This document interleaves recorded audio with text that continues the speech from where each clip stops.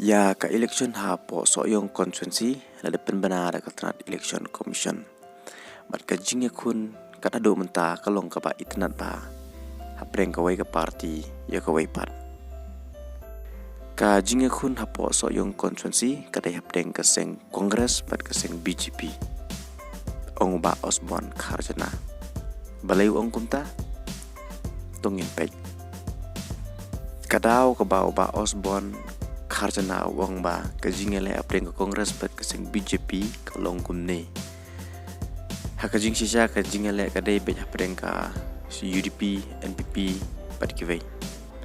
Henry hapo so yung konstituensi balai ba Osborn wang kumta lamar ke UDP HSPDP NPP kidon lang hakachateri jong keseng BJP.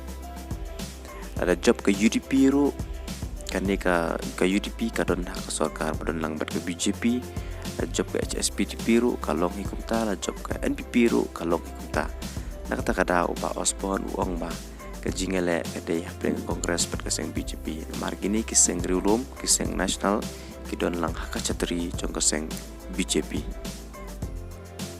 bat ke jinge kun kalong ka bajuat hapreng kini ki party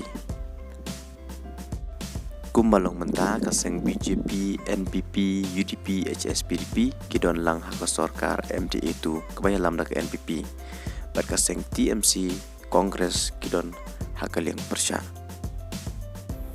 kejing tiap word kalong hak spiotor Jemang bat kejing nya word kalong hak lai to Jemang ban pendap ya kesuki batli po so yong konstituensi bat kumjo ban pendap ya kesuki kebalong ndripautli ki konstituensi hak ni kejela.